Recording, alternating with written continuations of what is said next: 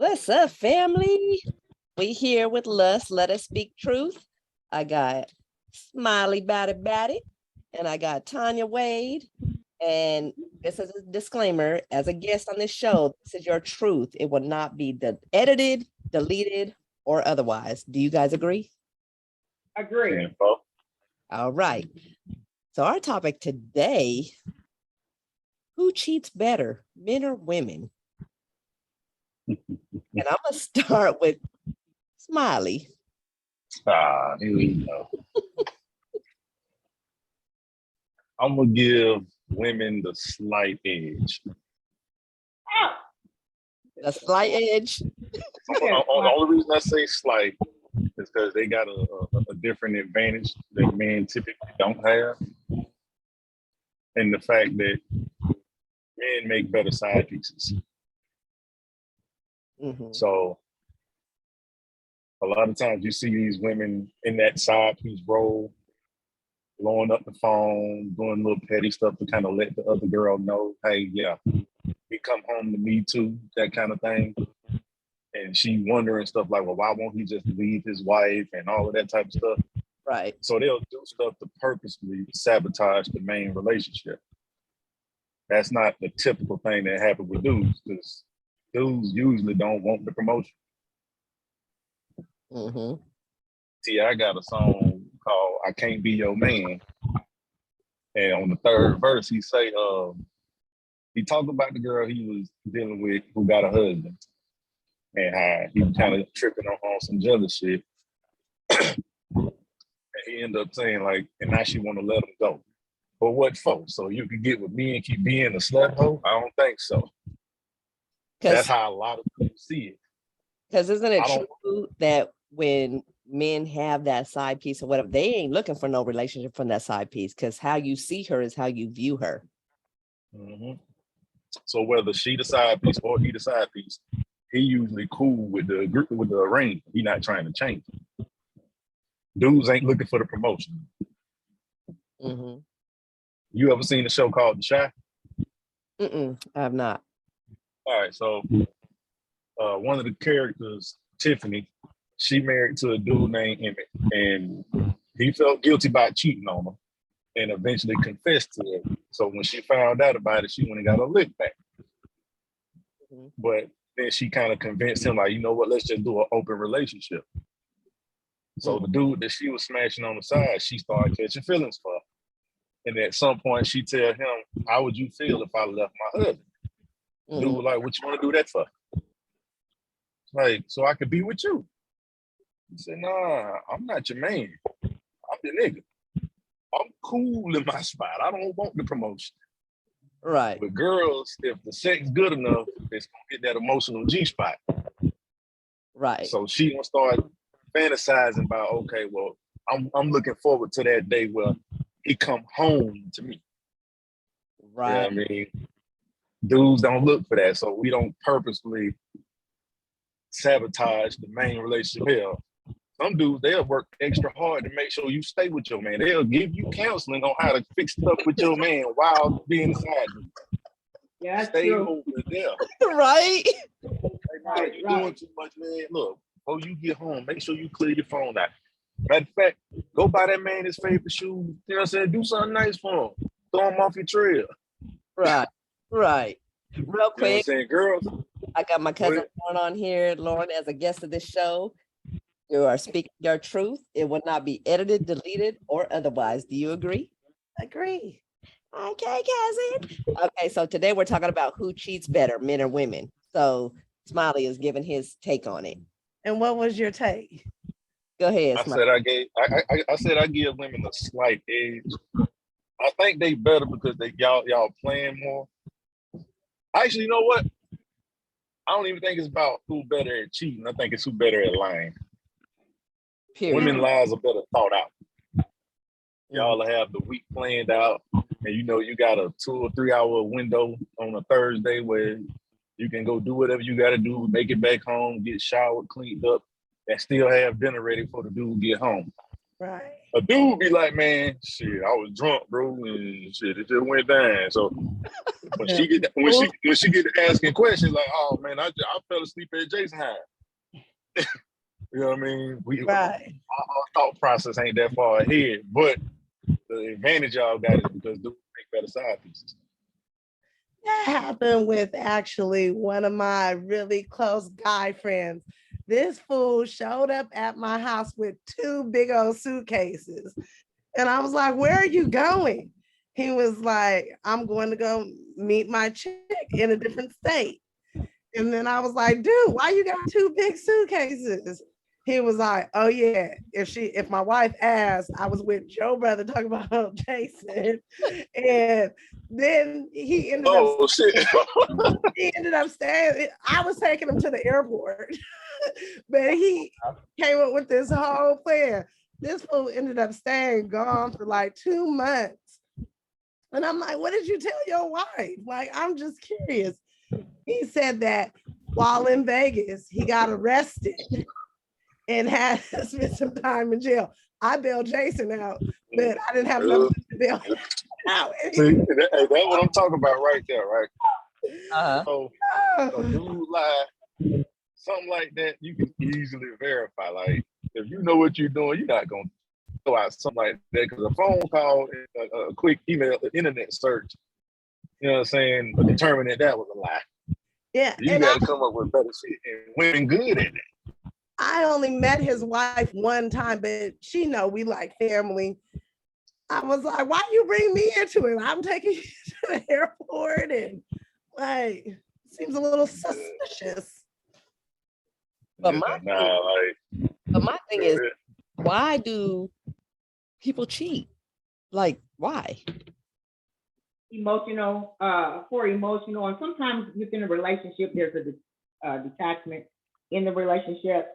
Mhm. And, started off dating. I mean, y'all was all chummy, this and that and the other, hugged up, watching Lifetime movies and this and that. I'm just doing all type of stuff. Right. Then all of a sudden, he gets you, or you get him, and it drops off. You begin to think, or men or women begin to think like, hey, I got you now, you ain't going nowhere. Right. So, so it's the emotional detachment that 2 people have. So it's that detachment. Yeah, it becomes dysfunctional pretty much, emotional, dysfunctional, and so you try to find that same thing that you found in him or he found in her. You try to find it in someone else because you want to keep that romance going. Have that same feeling. See, and I feel You want that old thing back. I feel like women are better cheaters than men because women do plan. I've known a couple of women that have done that, where they're like, I don't want to lose what I have, but he ain't doing it right. I don't want to lose him, but the whole sexual part of it is just, it's not the business. Right. We continually plan. We put a lot of thought in our cheating. Okay. We are the type women, we know how to clean up what we messed up, but more importantly, what I've noticed that is when a man cheats, he likes to cheat in the same damn town that he married a girl in, or they have a relationship, or they stand in. Women, we're gonna go across the water here.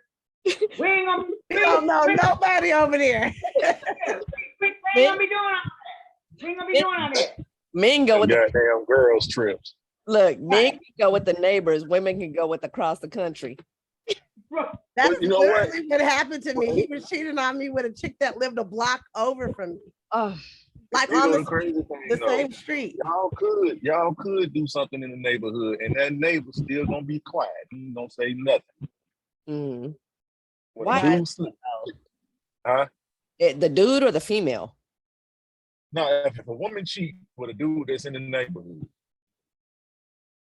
for the most part, unless that dude just on some real unstable shit, he not finna say nothing. He'll wave when he pass by the house. He'll dap the husband up, all that good shit, because he liked the situation. Right. That's the thing about dudes. Once we get into a certain rhythm, we like to stay there. We ain't trying to change that. Don't rock the boat. How many Right. times y'all done heard this while y'all talking to a dude? You like spending time with me, right? I mean, why you want to go and change shit? Like, let's just kick it here. We good right now, right? Where we at? You know what I'm saying? Why you want to go and change shit? Right. Once we get a situation we ain't trying to change it. So if he pick up as a side dude, you gotta keep in mind, he getting all the benefits with none of the responsibility. Why he want to change that? Right. Mhm. That's what women mess up because they don't want the side piece. They want the main. Right. And that's why they are doing the little petty shit to kind of let the main girl know you ain't the only one. Right. Yeah. Start calling the girl phone and all. I had that shit happen. One girl, I wasn't even cheating. Me and this girl ain't never even did nothing. Like we ain't even hugged. And she start calling your phone? She started calling my girl phone. Wow. So I was. She know the girl's number. I'm getting to it. Okay. I'm in school as a massage therapist, right? Mhm. She was the receptionist at the front desk for that school. So when I first started going, I used to flirt with her or whatever, you know what I'm saying? Before I go to class, I'll pop up at the front going, you know what I'm saying, shoot shit a little bit. Mhm. But then eventually, you know, I'm the only dude in this massage class in a school that's 90% female. I got a lot of attention. I end up getting with somebody and me and her, we click. Like we decided we gonna do this. We together, right? Right. When the girl at the front desk found out that I was in a relationship, she started tripping. So her having access to all of the student files, she found my girl number and started calling her. Wow. He go to cold part. She got a whole boyfriend the whole time. So she was trying to ruin your stuff and have her He keep. just trying to ruin my shit. And he go what pissed me off. Because now my girl going off on me, talking about, I know you cheated on me with that girl because ain't no woman gonna just do all of that unless you. I'm like, I swear I've never even touched this girl. We ain't never hugged. But in her mind, a woman wouldn't do that. And I'm like, man, y'all give a lot of women way more credit than they deserve. Some of these motherfuckers is crazy. Yes, absolutely. Facts. All that a woman wouldn't do shit me. Yes, the fuck they would. I've seen some chicks do some crazy stuff with my brother, my older brother, Mm-hmm. with some like on some jealousy type stuff. Like he was on the phone with my sister and she literally came in the house, snatched the phone from him, slapped him, and hey. Hey, look, I done seen my fair share of crazy women. So when I hear a woman talking about whatever issue another woman and a dude got going on, and they automatically assume it's the dude's fault under the pretenses, well, a woman wouldn't just, he must have done something. No, that's not how that goes. Nah, some crazy chicks out there. Yeah, man, I be like, y'all sound like certain people when police brutalize somebody. Be like, well, the cop wouldn't just. Yes, the fuck they would. I don't know where y'all get this kind of loyalty from, and it seems like the only time it's noticed for real is when it happened to a dude in your circle. Then you be like, yeah, she crazy. Mm-hmm.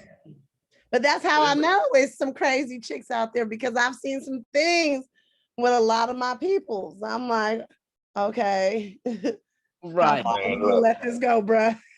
Okay, so so we all have kids. So we know that bullshit game. What would you tell your kids today how to look out for that type of mess?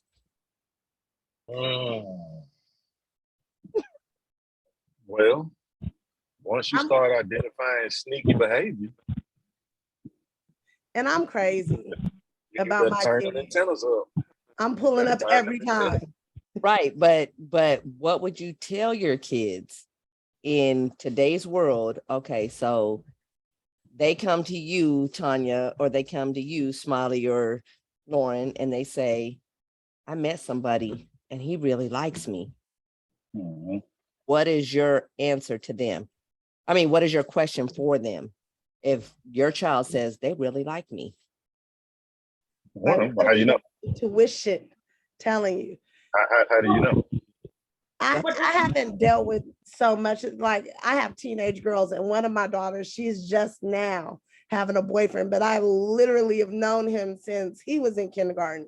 Like they were in kindergarten together. That's a difference. That's a difference. Yeah. So like I've known like this little boy has always been with us. Like he was literally like my extra kid. You know the little boy, but do you know his parents? Yes. Okay. His parents and I spend time together too. Tanya, what would you say to your daughters? Well, okay, so the thing about it is, how old is that child that we're talking about? Okay. When I was a child, mom and dad would not let us date until we were like 16. Okay, say they're 16. Okay. And say, and Darius says, Mom, I like this boy, and he says he likes me, and I'm real serious about him, and he's 16 years old. Well, first and foremost, I'm gonna tell her right off the bat, you don't know what serious is. You just have this little petty little thing that's going on, but also too, I want to know where this young man's mind is, what is he doing academically, does he have a game plan? I want to know all that stuff. I want to know the parents, Right. so, because I'm very protective of my daughters. Do you think kids can swindle and manipulate parents? Well, definitely, yeah. Yeah. We used to do it, quite naturally, but and they are our seeds of our seeds. So, You know what? So I got 6 of them, Mm-hmm. and what I noticed, not just with my teenagers, but with a lot of other people I know who got teenagers, Mm-hmm. they tried, but I really think they spend so much time on like social media and picking up different trends. They just be trying stuff. There's no real thought put into it. So they'll try to be slick, but it's like you see it a mile away. But see, Like, I know what you're about to do. here's the thing for you, Smiley, they know you. So it'd be hard for your girls. Now your sons, I can't call it, but your daughters, if daddy finds out that you trying to take me out and I tell him I really like you, you better put up a facade to make sure my daddy likes you. Can you read through that? I'm a boy. I know all the bullshit game boys run. Mm-hmm. So as soon as they start talking, I just look at it like, that's what we're going with. This is what we do it. I feel like Hey, look, we're on. I'm that daddy. I don't care. I don't like you. I don't care how good you is. I don't like you. But why? I've always been that way with my sisters, my cousins, daughters. I've always been that overprotective brother, cousin, uncle, whatever you want to call it. I don't like nobody. You sure you If not? I like you, Right. You sure you're not a Frost? Because that's how my older brother was. hey, look, I don't like no, bro. Look, if you get me to a point where I'm cool with you, it done been some time invested, and you done put effort into making sure that if you putting on a facade, you putting on a damn good one. Yeah. And even then, I still let it be known. If she called me on some bullshit, Mm-hmm. you know how I get down. Mm-hmm. I'm stupid when it comes to that. Like, I'm with all the bullshit. Right. You know what I'm saying? So what's interesting is this my daughter's boyfriend is actually going to the same college that she's going to. Like, Wait. Which one? Shawnee. Hold on. We got Jason entering. But so he had to ask if it was okay for him to date my daughter. He asked me, and then he actually He asked. came to you. Yeah. Okay. But they was already going together, but then he had to ask my brother-in-law, and we call him a silverback gorilla. He's like, I got to come to Iowa.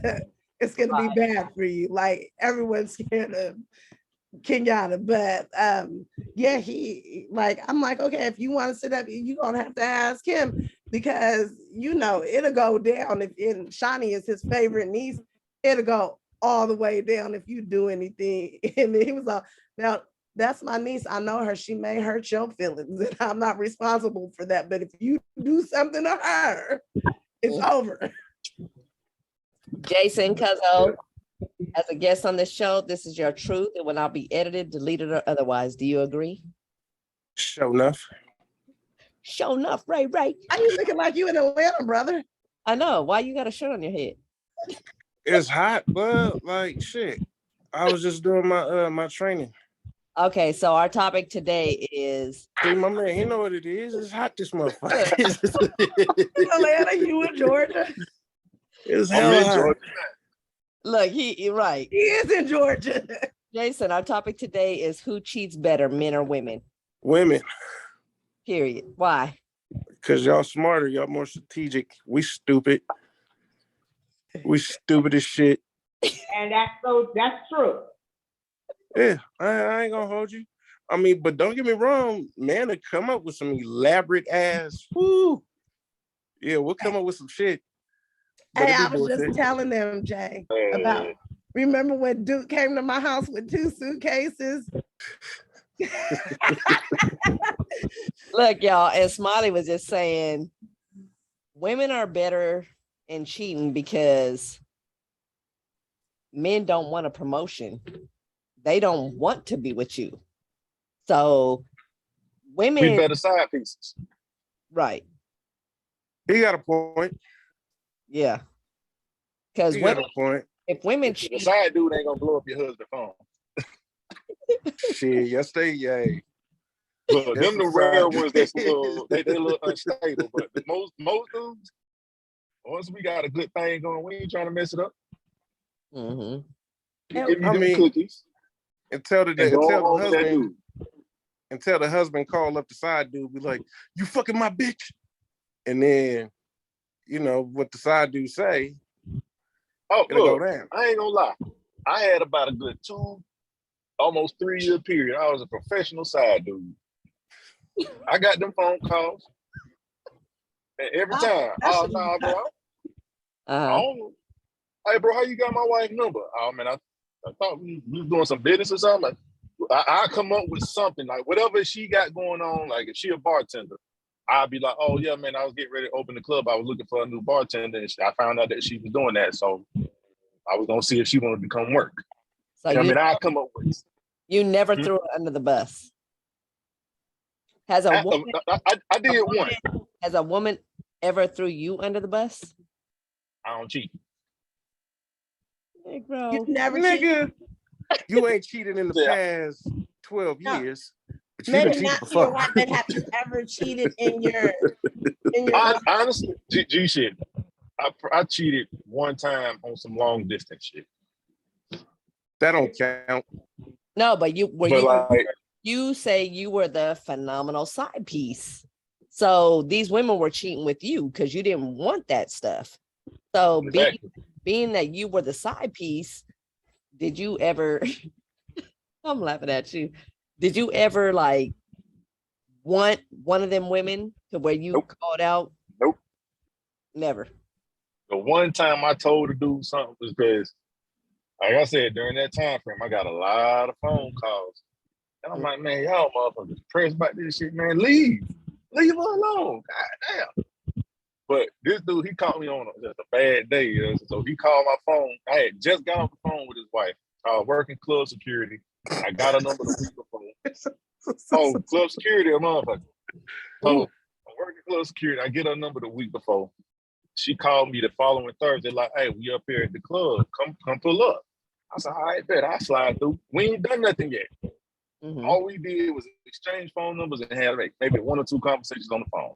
Mhm. So she called me, said, come meet her at the club. I'm like, all right, bet. So I start ironing my clothes. I'm getting ready to slide. And then the phone rang again. It's the same number. So I answered the phone like, yo, what's up? And I heard, hey, bro, how you know my wife? And I just rolled my eyes. I imagine the same way you do. Wow. Because at that point, I was tired, man. That's My kind of phone. gangster. Right. That's that way you do. Look, normally I play the game because like I ain't trying to blow up your spot. Because I blow up your spot, he gonna start clocking you way too hard, and you ain't never gonna be able to get out of the house, and it's just gonna be too much. So nah, Well, if he called me, I'm the homeboy, the cousin from out of town. Whatever story we gonna come up with, I got you. Right. Just that day, I was just like, man, I'm so sick of you niggas calling me.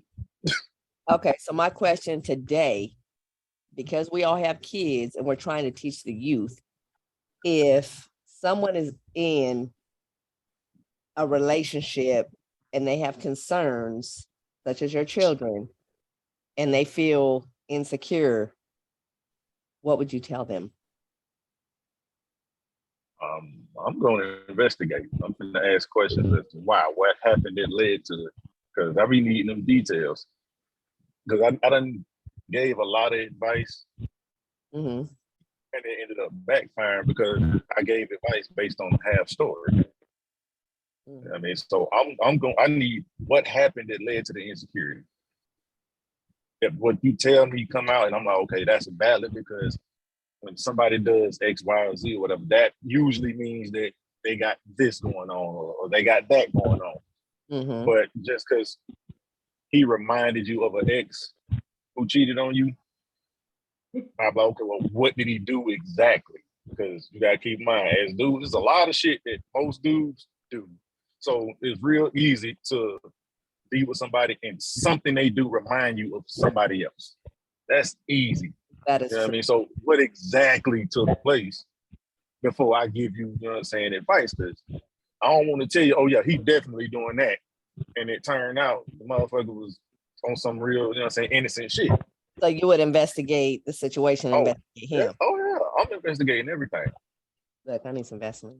Don't judge me. Tanya, if Daria told you, Mom, I like this boy, and you met him, you've known him for about a year, and him and Daria have been dating for about a year, and she's older, in an older space right now, then all of a sudden Daria comes home crying and she says, I don't trust him. What's the first thing you'll do? I may ask her, what are the reasons why you don't trust him? You know, And if she says he doesn't return my calls, when I call him, he doesn't respond. And I just checked his social media and he's out at this place, but he's not responding to me, but I know he's at a party. Okay, so I mean, if he's at a party, that doesn't mean that he's cheating. Mm-hmm. Also, he might not hear his phone. I was just gonna I was say. just about to say that. Mm-hmm. Mm-hmm. So, yeah. So just don't jump the gun and say, you know, hey, the relationship is over with, whatever. I mean, do some more investigation, you know? Would you get involved and talk to him, or would you just give advice to your daughter and let her handle it? I'm gonna be honest with you. I can't tell you what I would do. I know that I'm this mom, you know, because if I see him, I'm not guaranteed my mouth will be hushed. So most likely, I will say something to him. I will verbalize to him how she's feeling, and maybe some steps that he could take to make her feel more secure in the relationship. And that's why I asked this question, because I am so involved with my kids and who they date. And my truth is, if anybody hurts my kids or they're feeling some type of way, I'm an asshole. I'm be like, where's he at? Let's go over there. And I don't need to be that person, because teenagers are different nowadays. Like, life is different. I need to pull back and listen to the reasoning and why, instead of just jumping the gun. Not me. I I I'm was a about to say, reactor. Lauren a little different. She the pop-up queen. She will. I just learned that about myself. I didn't How the think fuck that I you was just learned that? until they gave me so many examples of when I pulled up. Listen to me. This little boy My called my sister- daughter a bitch. Hold on. My sister pulled up on me when she was pregnant. I did not. Yes, you did. And you tried to fight that little girl because you thought the little bitch was trying to do something to me or get me in trouble or some shit. She pulled up wobbling. She's like, nigga, it was my little brother there. We're like, oh my God, you're pregnant. Like, what When did you I do? was pregnant, no. I Mhm. was not pregnant, Snuggles. Yes, she was. No, Yes, she it was. wasn't. You see how Oh. she comes Snuggles? 'Cause that's Hey, hey, little you sister. wasn't pregnant. No, this little boy called my daughter a bitch. And he called my other daughter a bitch, but he did it on the phone, but he was at my daughter with the current boyfriend's house. They're no longer friends, but she called him and then he was like, yeah, whatever, bitch. Oh, so you just gonna disrespect my child? So speaking of the word bitch, let me ask a question. The word bitch is used so it just comes out the mouth. Do you take offense to that? Or what about people that are just like, hey, bitch, hey? Do you get offense to that? Or do you get offense of, oh, look at that bitch? No. Why is bitch so understood and okay with women? I think it's because of the tone, you know, your presentation, Mhm. you know, that plays a huge part. So if you're coming nasty with, you know, with a nasty attitude, you're doing, you know, we got this thing of doing our heads like this, make it much more funkier. Mhm. Now I'm mad because you can call me out of my name and then you're making, you know. So, but if somebody say, hey, you know, what's up, bitch, or whatever, you know, I'm not offended by that, you know. But you know, even, you know, and again, it really depends because I know who I am. I'm not nobody's bitch, you know. I know who I am. So it depends on what level I'm on that day.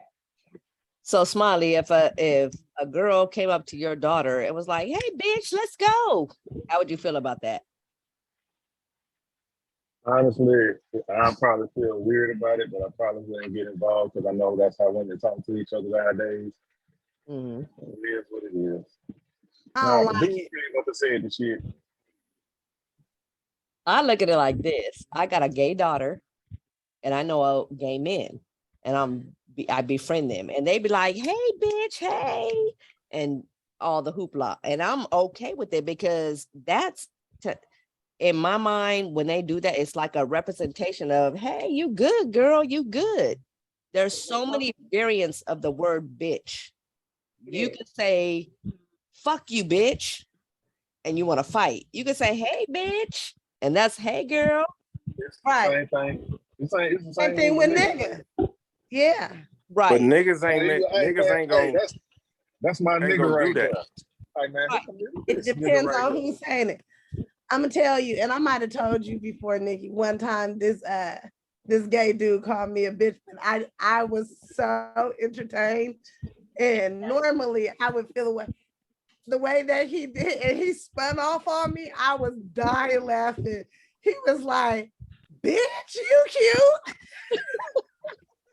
He said, "What kind of car is that?" I said, "A Honda." He said, "No, bitch, just a Honda Odyssey." So he was representing you. He was promoting you. He was showing you love. Why he spin off on me? I was like, that's spin. Hey, I did not feel offended at all. But normally I would I'm telling you, I'll pull up. Right. So bitch can be used in various ways. And to me, bitch is not like nigga because nigga is a historical word. Nigga can be like, you know, a lot of white people think that nigga is like nigger. And no, it's not. Nigga. Hey, they don't hear the A. They really, they don't. Well, you got to understand why. Like white people that are involved in knowing the past historical stuff of slavery, they think that, well, why can they call them nigga and we can't? Because they can't, but they don't understand it. Unless they like, I started this nigga shit. That's the same thought process a lot of dudes got. Like, how come y'all can call each other bitch, but you get mad if I do it? At the end of the day, at the end of the day, you gotta know y'all that shit. Mm-hmm. Regardless of what conversation you have, and you got to know your audience. If you walk in the room as a white dude and it's all black dudes in there, and you're not really close to none of them, probably not a good idea for you to drop that. Same thing as a dude. You walk into as a straight dude, rephrase. As a straight dude, you walk into a room full of women, probably not a good idea for you to call any one of them a bitch. Mm-hmm. But it's all about the audience and who's using the word. Because a gay dude can walk in and pop off with it, and there ain't nobody gonna bat an eyelash. And then what if what if you were a gay dude and you walked into a crowd and you were like, "Hey, bitch, hey," and then you get women like, "Hey, yes." They feel like it's they in that environment to do so. Yeah, Like a they gay on dude can, I mean, it's like a female calling another female bitch, like, "Hey, bitch, what's happening, bitch?" perfect Or example, like the conversation we had the other day, right, about the guy friends and girlfriends or whatever. Mhm. If your guy friend is a gay dude, you would do shit in front of him that you won't probably do in front of your straight guy friend. get naked, Mhm. Yeah, asking to be like, "Bitch, how my titties looking?" Is there, like, you know? And did then the she wear gay something nigga about be wax? squeezing them and shit. And I'll be like, "Yo, like, this gay nigga faking the funk. He's not really gay. He's squeezing titties. he just he's just doing that just cause that nigga lying." Okay, I got one more question. I know we going like on different topics because this is the family I love, and we just be vibing. So I'm gonna ask another topic. Have you ever been in a toxic relationship? Hell yeah, Most definitely. I think back majority to of back. us. Hold I on. don't think that's like a rites of passage for adulthood. Right. Who was toxic? You were there. That bitch. Hey, he sound like Bruno Mars. This bitch got me married. But Jason, you said that bitch. Do you take accountability for anything that you did to that bitch? It was all revenge on my end Why was it revenge? because she's a funky bitch. But you were in a relationship, so what makes her a funky bitch? You know, I mean, it's a whole lot. I mean, we ain't got enough time to list everything. Yes, we do. Yes. Did you cheat? Yes, Thank you. So you were but I part. cheated after. It doesn't matter. You were part of the problem. Just like she was the problem. You were part of the problem. She did it, so you did it too. So where's your accountability? Yeah, God damn it. Anything you can do right, can do better. Well, what Lauren just said. But you didn't do it better, bro. Let me be honest. No, yes I did. Yes I did, nigga. Look, Okay. I might have got caught sooner, but But you did it. That's the point. Like, we're trying to teach people, like, this is what this whole podcast is about, is teaching. You okay. did your shit. She did her shit. Take accountability. Oh, I could take accountability because I was a fool with it. Like, But was it a jealous thing? She did it. So you were like, fuck this bitch. Fuck that bitch. yeah. Thank you.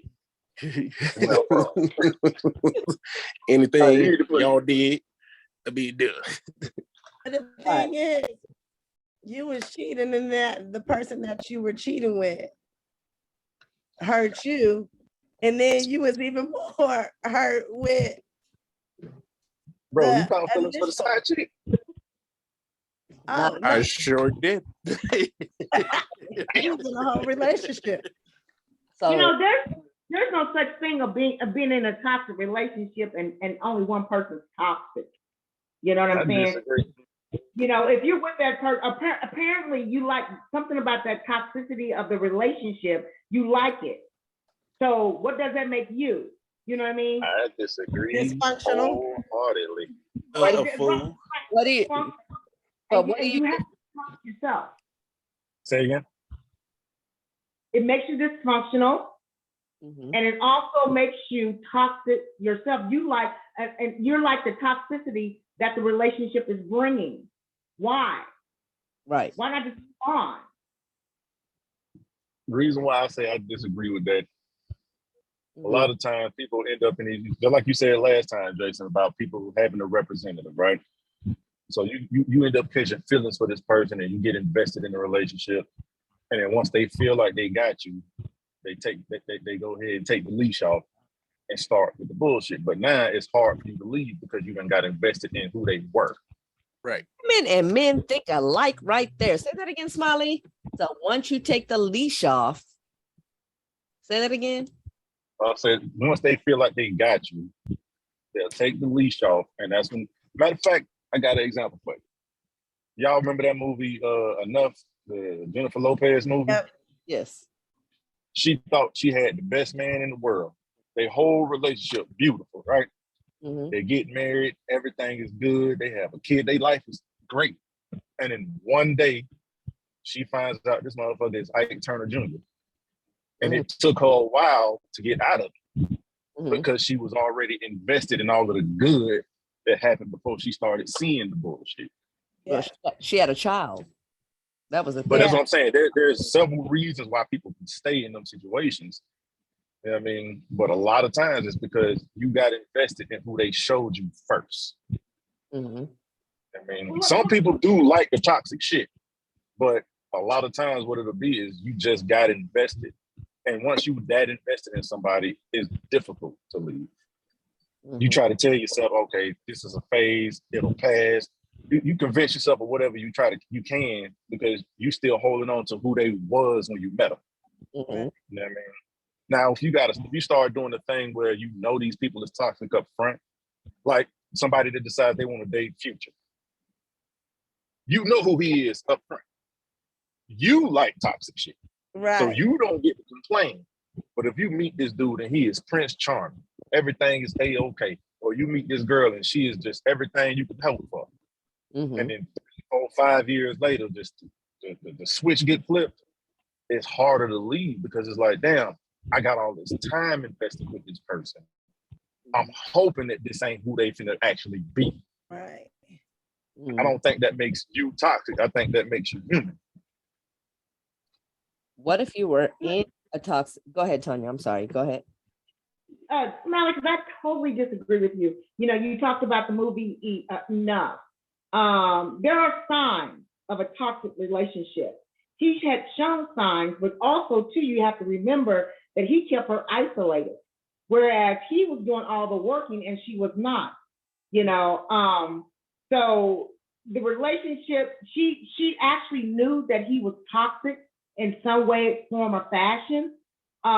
She didn't get her mojo on until she got enough power within herself to say, hey, I love myself and I need to get out this toxic relationship. And that's exactly what she did. But you know, we all heard birds that flock together. You know, you are who you hang around.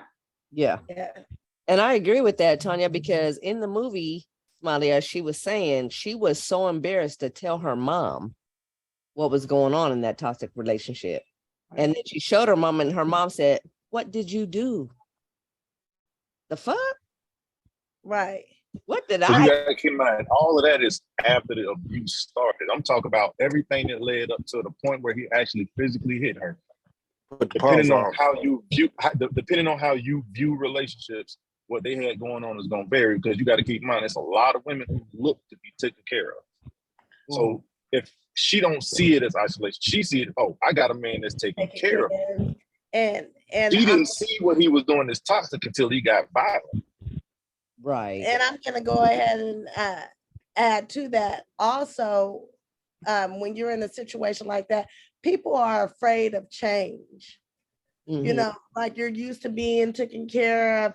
Like people are afraid of the unknown. So like, what am I going to do if I do leave and I do this? Like I got a kid, I got to do this. Like people are afraid of the unknown and change. A lot of people in bullshit relationships because of the children.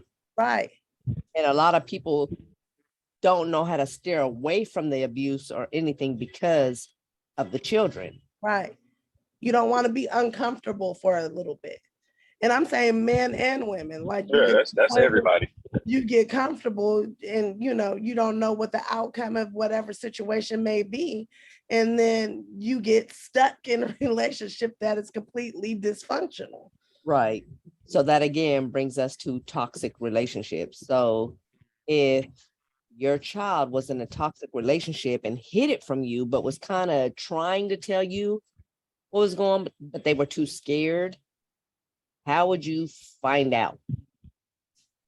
Well, me, it depends. Like, if I had if I had a daughter and she ain't gonna be able to hide that shit from me. Like, cause I'm nosy. Like, let me see you with some discolorment in your eyes or anything like that. Like, okay, you had a boyfriend that was beating on you. The keyword had, because I'm going to kill this nigga very slow and painfully. Now, my son wouldn't even think about hitting no females because I don't hit no females. Like, I would raise him how my brother raised me. Like, Right. no matter what, you do not put your hands on no woman, no matter what. That is a frost. That's the truth. Now, I'm not gonna sit there and let no woman beat on me. I will apprehend you. I would prohibit you from beating on me. How would you apprehend them? Oh, I'm mean with the choke. Like, I choke him out real quick. Okay, bitch. The choker. Now, I didn't put my hands on her. I put my forearms on her neck. Like, so she's just gonna go to sleep real quick. Little timeout. That's all. Like, Night night. Yeah. Yeah. I hate my cousin. Smiley. She ain't gonna beat on me.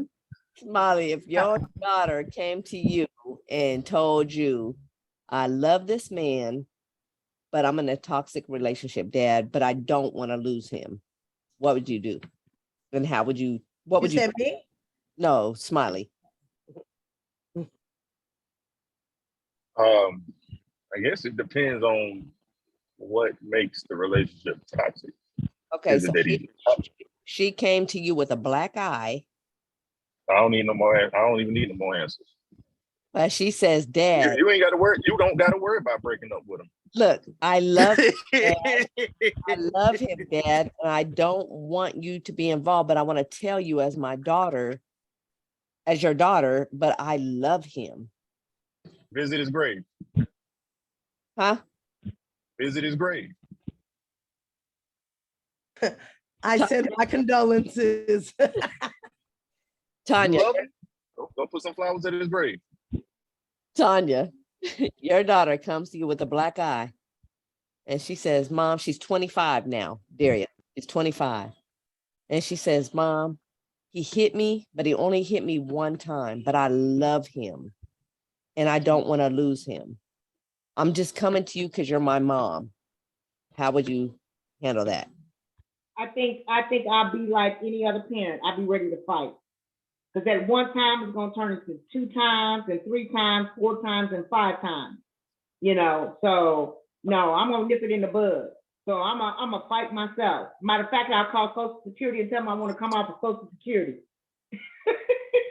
Man, look, I'm not even gonna try to beat the dude up because this one thing I've seen happen in my own life. Nigga go there and get beat up himself. No, not even that. I ain't on that. But I ain't the only protective dude in my family. You feel what I'm saying? So we've seen situations where some dude got out of pocket and did some shit he wasn't supposed to do to one of the people in the family. And we move how we move. We went and tightened them up. And then that particular family member got mad at us and stayed with the dude after the fact. Right. I'm talking to you, so cut you off. I'm not even leaving that to chance. Bro, you put your hand on my daughter, you going to the upper room. Upper room. Just like I told my niece little boyfriend. I'm the one that got them to say they was boyfriend and girlfriend. Like, to finally officially say it. So I walked up on the little nigga, we at the dinner. And I said, hey, I like already boyfriend and girlfriend. I know, but didn't nobody really know? I mean, we knew, but no, we knew he had to talk to Kenyatta about that. Nigga, I brought the whole thing up. Nigga, I was there, remember? I walked up on a little nigga, I said, hey, you want to make love to a man? You stupid. He's stupid. But No, no, but I told gave him a him he real had heart to heart. Like I told the little nigga, I said, hey, regardless on what y'all going through, whatever it is, nigga, you never to touch her. You do not put your hands on her in no violent way. Now, if you do, I don't give a fuck where we gonna be. I will stop whatever it is that I'm doing, and I'm gonna come kill your little ass. Do you understand me? And he said, yes, sir. And I left it at that. And then I started joking with him. Like, hey, you on coke, nigga? You do Molly? What you do? What's your drug of choice? Like, I want to get to know the little nigga. Then I started, you want to make love to a man? Oh, so You ever been kissing your earlobe by a nigga with a mustache? Like, mwah. Like, okay. So Jay, I'm gonna make him so afraid to do anything mhm. to her. That's my objective. Now, I know my niece. She cold. She cold in the motherfucker. She like her mama with certain shit. Mhm. And regardless of what she do, nigga, I don't care. You better not touch her. Better not hit her. If you do, I don't I'll kill tolerate you. disrespect. And I'm so like when I say I'm the mama that's a stalker, like I know where you are. I got an app on my phone that tracks your location, how fast the car is going, if your phone battery is about to die. Like I Like have 360. all the yes, I have all the information. Oh, I know. So my question to y'all is, I know y'all was vibing for a minute, but let me ask you this. Were y'all ever toxic in your relationship? I Yep. wasn't never. I wasn't never. Never. Never. Now, not a near, not a. What's your definition of toxic? Did you contribute to the toxic? You know, men and women think different. So what is your I'm gonna tell you in what ways. I Oh, was boy. I already know what I knew. So I was like the FBI investigating stuff. So, and then I would get upset at the things that I found out, even though I already knew, what it was. So then that would make me extremely confrontational, Mhm. Nigga, this nigga. For me, first of all, I was toxic in my relationships. I've been toxic in all my relationships as far as control, because I feel like, okay, if something needs to be done, who's gonna handle it? Right.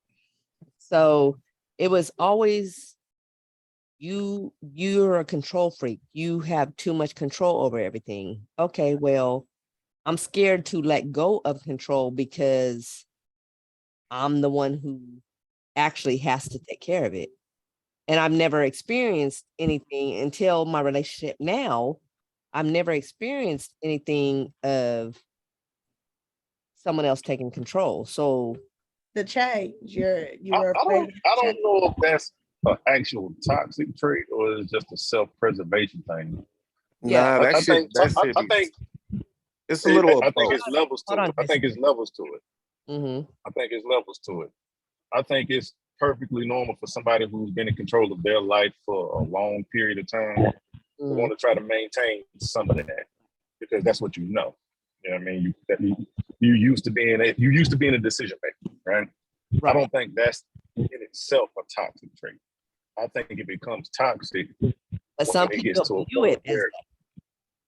But and that so me and my homeboy had a conversation some months ago about words that we use nowadays that get overused or misused or used out of context. Toxic is one of the words that came up because a lot of times now today, the second somebody don't agree with something you said, it's real easy for that word to come out.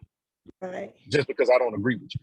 It don't necessarily mean that you actually was toxic, but it's a buzzword now. Mm-hmm. So I think we got to start actually defining these words for real because when we use it as a blanket statement, we use it on stuff that don't apply to it. Mm-hmm. That's why I'm saying it depends on what your definition of toxic. Yeah. So do I think that the need for control can be toxic? Yeah.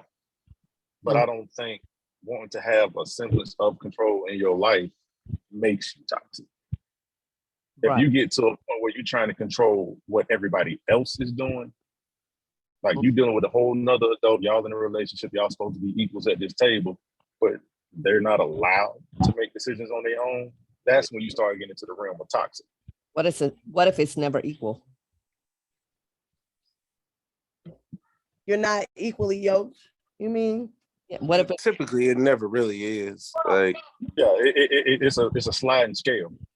yeah. Well, when you talk about toxicity, you're talking about Tina Turner, what love got to do with it? You're talking about Martin Lawrence, In line And between love, love and love and hate. hate. and that's Damn, what, Brandy. right. That's what comes to me when you're talking about a toxicity of a relationship, you know. But toxicity doesn't have to be just physical abuse? no, It could be. I'm in It could here, be. anime. It could be overbearing. Like somebody just love a little bit too much. Yeah. Toxic is all on what you make it. It's all It's a on lot what of you fear. view it It's as. a lot of fear. When somebody is too afraid of losing a relationship and they get to that overbearing point where you can't move or breathe without them clocking every move, that fear is what's driving them to be toxic. Like obsessed. Yeah. when I was there's just about to say that movie, Obsessed. No, I've had an obsession situation. Hold on. That nigga burnt his Hold on. name and What did you say? What did you say, Tanya? when there's a behavioral change, you know, then this is becoming a mental thing. Yeah. So that's where the toxicity comes in as a so someone that's in that type of relationship. And that is one thing, that is the key word of every toxic relationship. It's not just what you say or how you go about it, it's behavioral change. Yeah. So if you recognize from your mate what you're doing wrong, and you're like, no, and I'm this and I'm that and I'm that, okay, your behavior is showing that you don't understand what's going on. So how do you teach your mate behavioral change? How do you love this man and this woman, and you want to go far with them? How do you tell them it's not what you do, it's not what you say, it's your behavior about it? How can we move forward with your behavior? Because you ain't shit. Depending on the situation, for me, I like in my situation at the time, I couldn't move forward with that because it was too much. And I'm the type of person, I need to be free to be able to do, the things like I don't want to, have to tell you that I went and wiped my ass. That's the thing, Lord. What did he do to make you feel the way you did? It was a lot. Like he didn't want me going and kicking with my cousins. This fool found me in a crowd of 350,000 people, and he on New Year's. Like I'm in San Francisco on New Year's. I'm dancing. My little brother there. Like I'm good. hey, I said, hey, there go Mino right there. I said, I'm dancing. I'm having fun, and this fool popped up out of nowhere. Mind you, he was in Reno. He wasn't even like, it was that. And then like every time, like, I'm a family person. Like I want to kick it with my family, be, around my loved ones. Like if you have a problem with me, like going to the beach or, like I needed to be at home with like, you got like, it's too much. Like you also double charge that nigga rent. So, okay. Tanya, have you ever been in a situation where your mate was so insecure of where you were going or spent too much time out with your friends? Did you have flaw with that? You know what? I'm gonna tell you, boy. These things happened when I was in my 20s. Yes. I would, I would be shopping, and next, this dude come jumping off in between some clothes, talking about how you doing. I'm like, what the fuck? That's crazy. Where you was at? Yeah, I can't think of the store. It's on my mind. That was open at that time, and I mean, I'll be across the water in North Kansas City or whatever. Next thing you know, he's there. Oh, And I'm like, that's I'm like, English. That's She stalker. said, she said the nigga hopped about the clowns. Hold on. Hold on. But it was very toxic. Because here's the thing though too. This dude was married, and I find out he was married. And so I told him, I said, you know, I don't have nothing to do with you, yada yada yada yada yada. I mean, I was start a new job. He was there.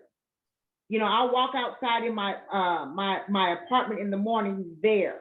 I'm like, oh my God. So it was past the stalkerish. It was toxic, and he was crazy. Like So, obsessed. wait. So here's my thing. That's something that's You own a gun yet? that's Ah, damn.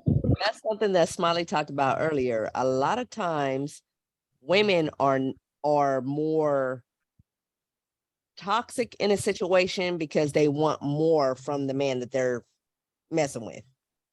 Men normally are not that person. They just want to be the side piece and this and that. Well, in Tanya's case, this man was stalking her. So Smiley, if that was your I daughter, also did say, when I'm talking about dudes, I'm talking about dudes who are somewhat mentally stable. I can't speak for that dude. right? So that's what I'm That saying. motherfucker, that bitch nut job. So that's what I'm saying. So if that man was coming at your daughter and you had no idea about it until it was to a point where she called you, Daddy, he's at the store that I'm at. Or let me rephrase that. Let's say she was 40 years old and she's trying to handle it herself and she don't tell you. And now you and daughter are just vibing, talking, and she's trying to ask you questions, but you're not giving her the answers that she needs because she don't know how to ask you. And then later on, all of a sudden you see her with a black eye. Oh, my answer is still the same. And I'm getting him a Sabbath buddy.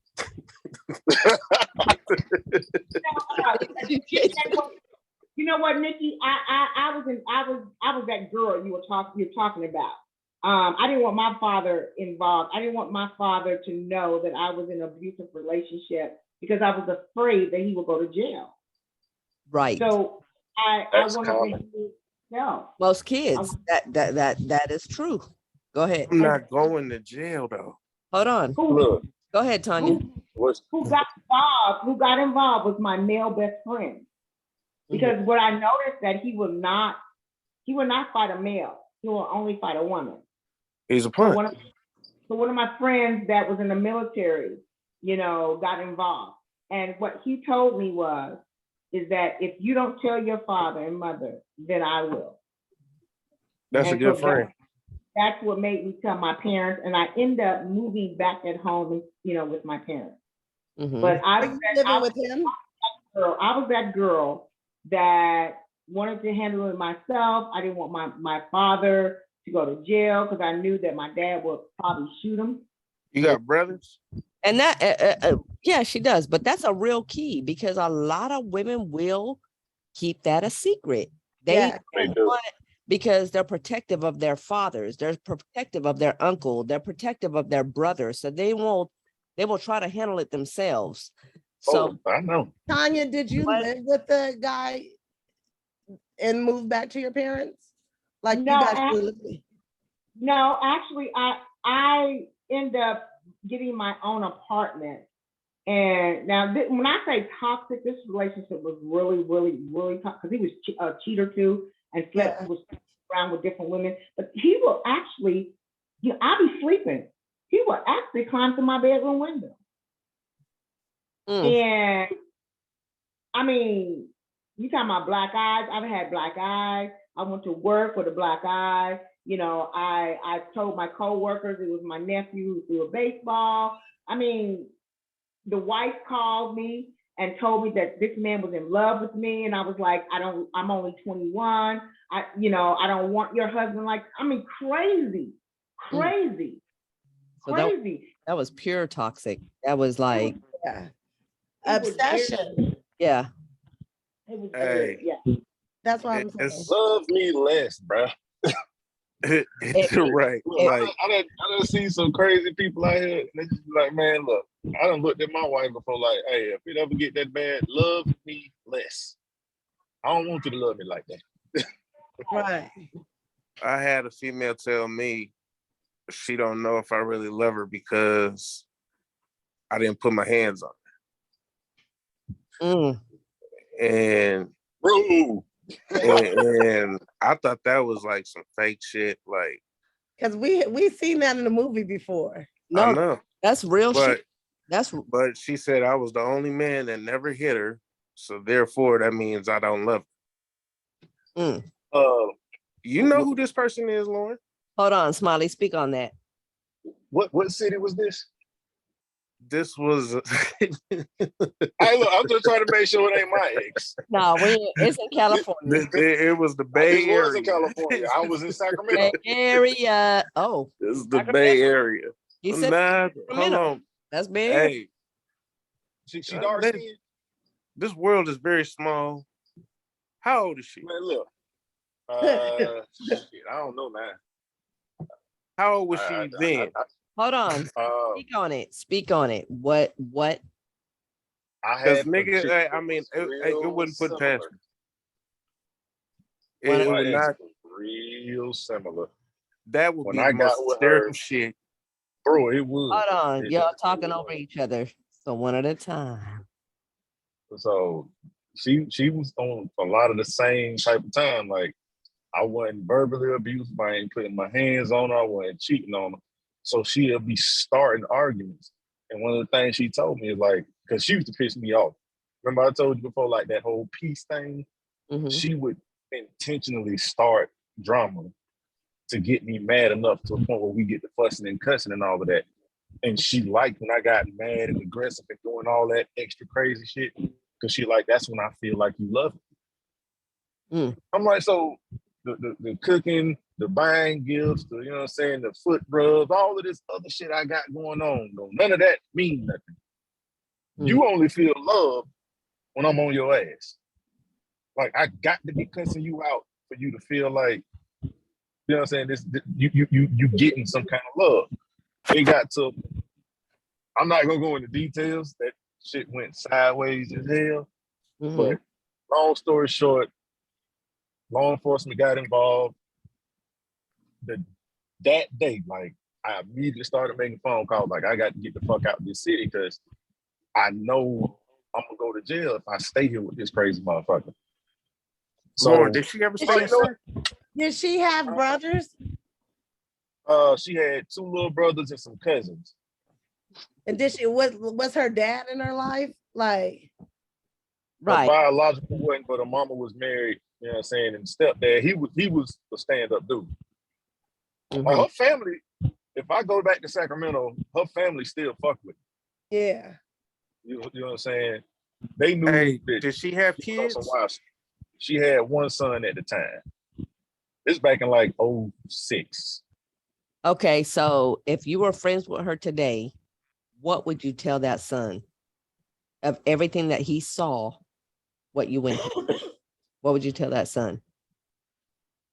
I don't know. Honestly, because look, it's one thing to give advice about women in general. It's a whole nother thing to give advice to a man about the kind of woman his mama was. Right. That is look, you might know your mama, you might know she wasn't shit. Right. But I don't want to hear you tell me. Exactly. That's still my mama, nigga. What you talking about? Exactly. So what would you tell if you were teaching a class of toxic relationships to the world? What would be your solution? And you had 3 things to say to these kids, female and male. What would you tell them? If you're in a toxic relationship, don't just say get out because they don't know how, because they're kids. Right. What are 3 things that you would tell them to move forward in their toxic relationship? I would most definitely say identify with yourself. Know who you are first. Love yourself. Know where you're going and which way you want to head. But a lot of people are in these toxic relationships because they have lost self-identity. You know, they forgot who they are. They don't love themselves. So I think that's very, very important, because if you can't love yourself, you can't love anyone else. So you can't move forward in life. Truth. I agree. Just like with the little boy who called my daughter a bitch, who what they say, I pressed him and made him cry. But I told him I didn't raise my daughter to be disrespectful. You will not disrespect her. Like, I don't tolerate it at all. Like, so my thing is, she's not going to disrespect you. You for sure better not disrespect her. Right. Well, what I would tell them kids, do everything your mama don't do. What? Like, yeah, for real. Like They said, what if they were good people? What if the mama was a good person and their kids just got in a bad situation? Hold on. How would you address the kids? The mom and the dad, they're good. But how would you, as a father, address his situation? He's talking about his shit. The mama ain't shit. Oh, fuck yes. I thought that's what the question was. Like, what would we tell them kids? What would you tell the children of today? Not your kids, not what you went through, but the kids today. If they had a toxic relationship and they came to you as a counselor and they wanted to know how to handle that, what would you tell a kid today? Tell them the truth. It's up to you or what your level of crazy is you want to deal with. If you don't want to deal with this level of crazy that you're dealing with, hey, don't deal with it. But I don't know. Life is too short. But I don't know how. I told one of my people to start making talk to them like kids. You got to talk to them like kids. You don't know how? Yeah. The best way to find out is to find out. Just do it. But to start making an exit plan. Like, if you feel like you're in a space where you cannot handle this, then you need to prepare yourself mentally to get ready to make your next financially step. Too. Right. But even with like whatever, like prepare yourself mentally for what's about to come next. It's because it's a roller coaster.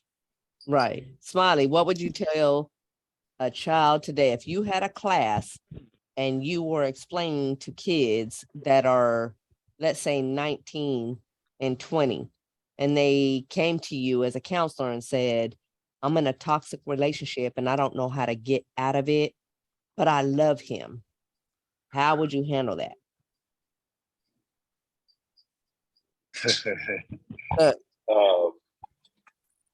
Number one, I agree with Tanya. I mean, you got to know yourself. You got to be real with you before any solution can come up. You got to be real with you, because only you know where your breaking point is. Right. And until you get to that point, you're gonna stay in that situation. So you have to identify where that is for you, because regardless of what the situation is, you don't know how to leave. If that's what you really want to do, you will. You're not ready to leave yet. That's why you're asking the question. Right. That's why I'm saying start preparing yourself for your exit plan. Not even just preparation on the exit plan. Sometimes mentally, you're just not ready to let it go. But what if they don't know how?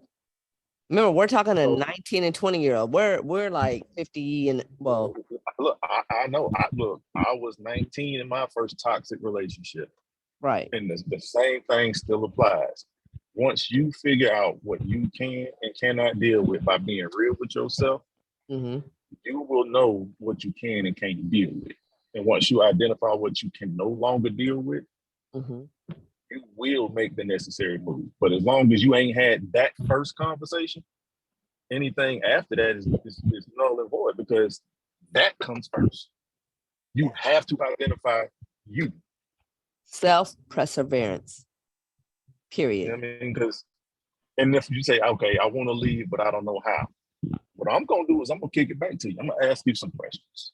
Mm-hmm. Like, what exactly do you think would happen if you just went home, packed up, and left? What do you think would happen? Yeah. He's gonna find me. How? Where would you go? I have nowhere to go. So I have a counselor and I'm just gonna take a flight and I'm gonna go here, but he's gonna find me. Sleeping with the enemy. Case in point. That's your level. What he done mentally did to you. That's a sleeping with the enemy. That dude was different level. That dude was different. Only thing that you can do for him, you gonna have to put a hot one in. Right. That's how you end that relationship. Not But even if it's just run of the mill 2022 toxic shit, Kids, Because every crazy nigga gonna say, bitch, I'll blow your mama house up if you leave me, bitch. right. And that nigga ain't gonna do that, but he got you.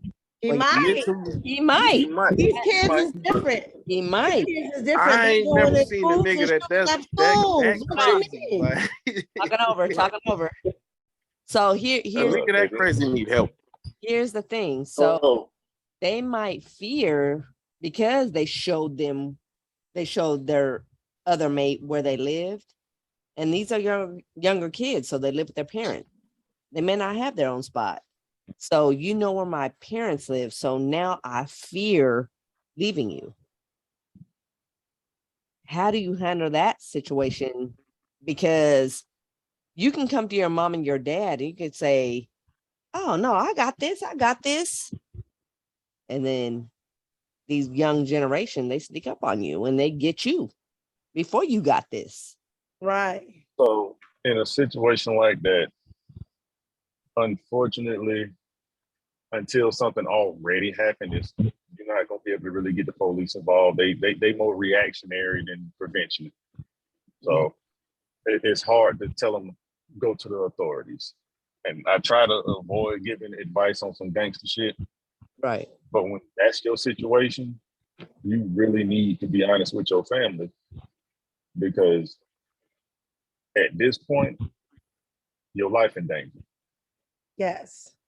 And that the second your life is in danger and you know law enforcement is not going to do nothing about it, it's time to reach out to them family members who you know on that type of shit. Right. Right. And I like I said, I try to avoid giving that kind of advice because to me that's last resort. You know what I mean? That shouldn't be the go-to. However, you got them situations where these people is really just that crazy. Right. Like that same girl from Sacramento, like the dude she was with before me. Mm-hmm. Actually, I almost shot a couple people fucking with her. But the boyfriend before me used to be on that type of shit. Like him and his friends would pass by the house while me and her sitting outside on the porch kicking it or whatever. They'll pass by a car full of blood, slide past, just making circles around the block. Mm-hmm. Nigga, this is the He'll same call bro. And Look. he'll call her phone like, "You better get that nigga the fuck out my mama yard." Right. I snatched the phone from him like, "Nah, nigga, I ain't going nowhere. Stop pulling around the block. Park, nigga." Mm-hmm. So I'm gonna ask. He was beating her ass. He was scared of a dude.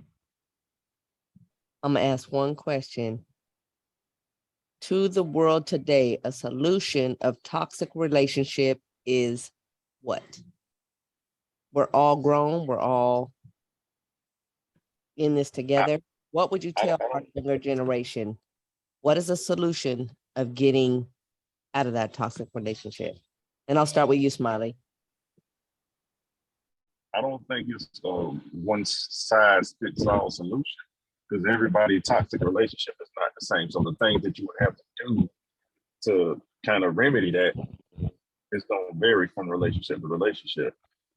Mm-hmm. But like I said at the beginning, like, it all starts with self. Like you have to know what you can deal with.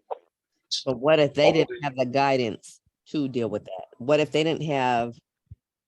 Even without the prior guidance, you have to look within yourself. How long can I keep doing this? Right. Where's my breaking point?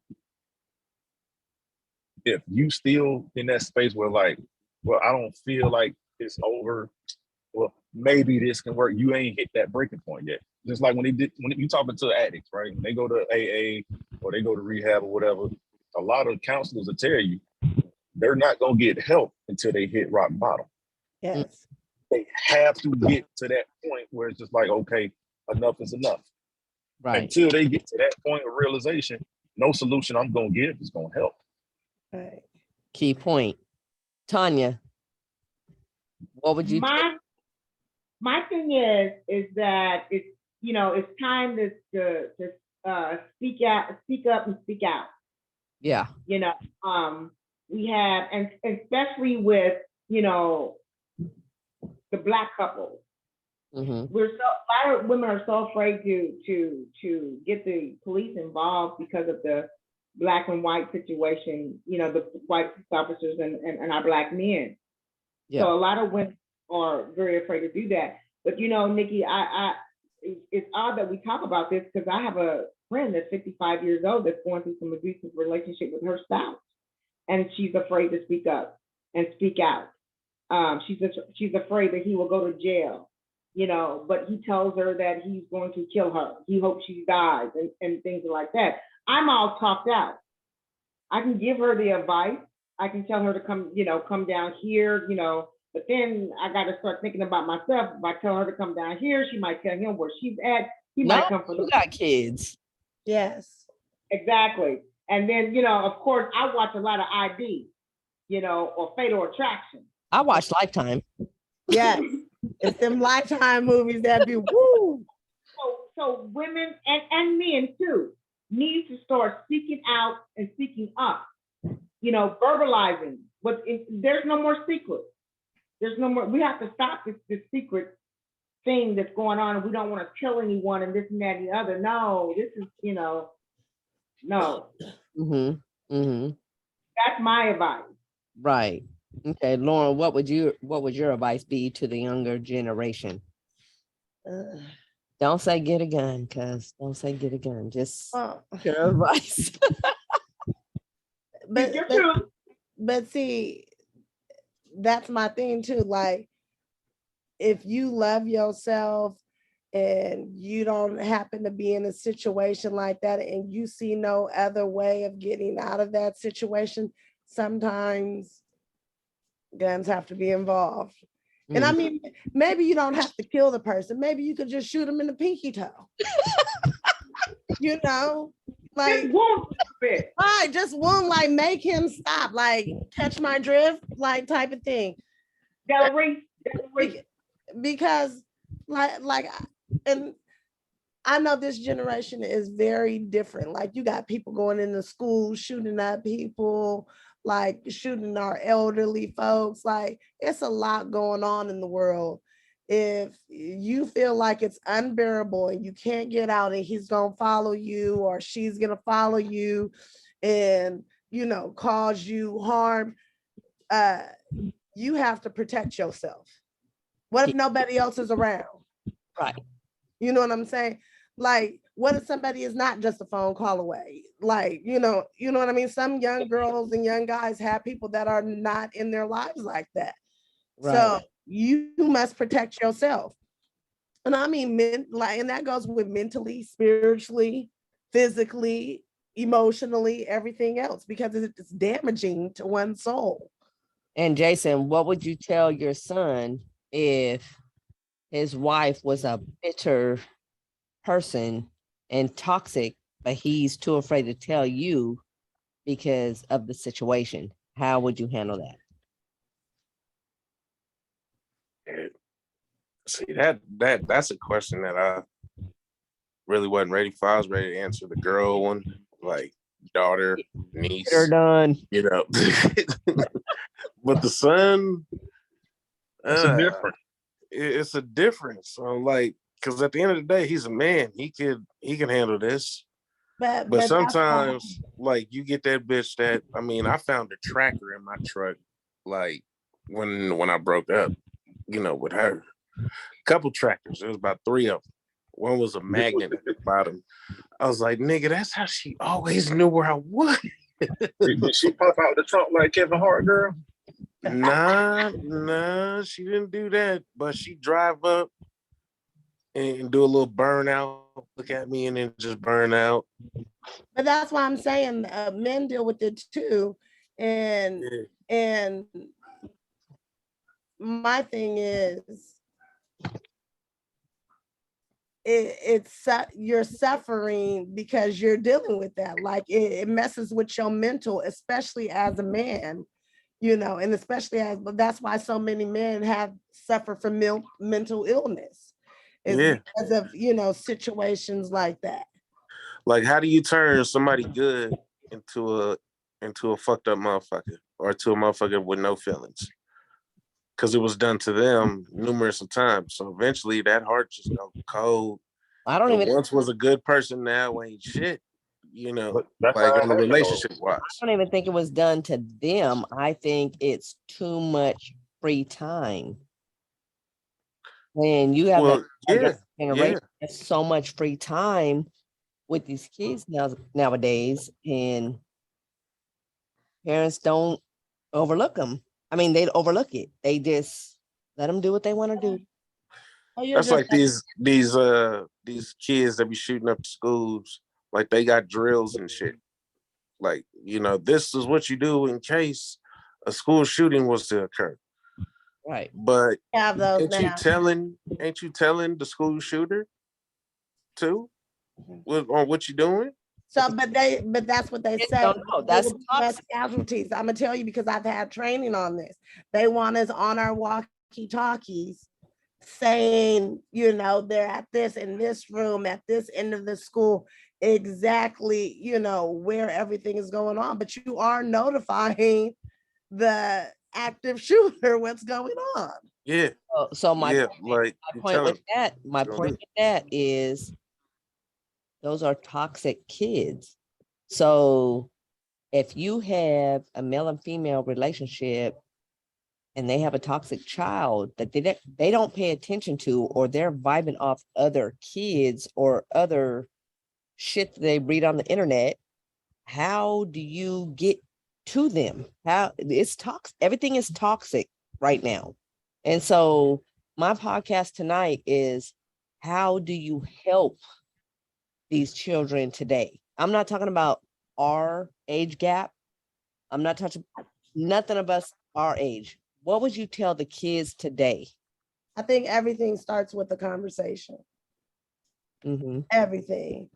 Yeah. Because we had a situation like that just, you know, the week of graduation, my daughter's high school, there was a young man who actually got arrested trying to recruit other people to do a mass shooting at the school. Now, this school has 5,000 kids there, like, and he was literally trying to recruit other students within, you know, the high school. He ended up being arrested, but like what would have happened if he would have got to those people, or if somebody didn't say something? So like it all starts with the conversation. Right. I feel like being a kid today is way harder than what we had to do with it. It's not a, You know, they got social media bullying. They got, I mean, if any kind of bullying goes on the internet, that's the rest of your life. You got to deal with that. Mm-hmm. Like, cause it ain't going no fucking way. Unless not even Beyonce, Jay-Z in the elevator. I mean, Solange beat everybody up. Nigga, Beyonce stood in the corner and didn't do nothing. Stupid. Like, if she beat the security up, nigga, that's some gangster shit. How you whoop the security ass? No, like real talk. I see the I'm gonna call my cyberbullying little a little sister on you. Real talk. Like, how do you teach the kids today about toxic? And Lauren, you had a great point. Like, you had a great point. Jason, you too. Tanya, if your daughter, she's had some extreme situations at school, and me as a mom, I want to know who's messing with my kid, because I'm gonna go fight a kid. And I'm sorry to say this on the internet, but that's just how I am. And I've had my oldest son who was bullied at 7th grade. He's 23 now, but he was bullied. And I didn't know how to handle that situation, because that situation to me was, okay, give me his number. Let me call him. When he gave me that number, I knew it was real, because Nick is not the guy to give me no phone numbers. Right. I called that kid. I took him home 2 weeks prior. And I said some things. I'm not going to mention what I said. You told me about this. And that kid apologized and everything. And they didn't talk until 9th grade. Now, I have another son that's going to middle school. He is more sensitive than Nick.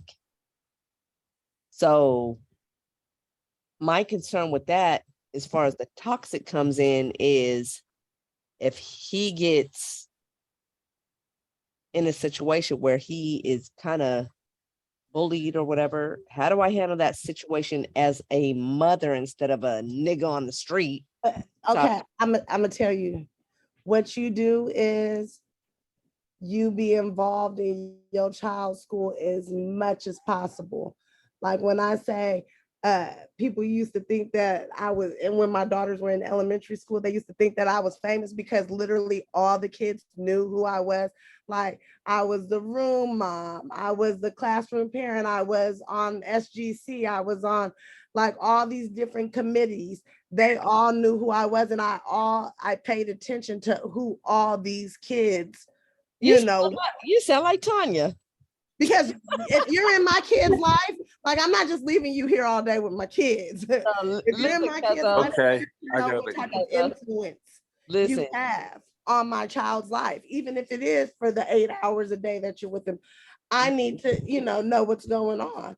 And I Tanya think she was on the board. She is you when it comes to a big advocate with the schools and all that. And I love that about y'all.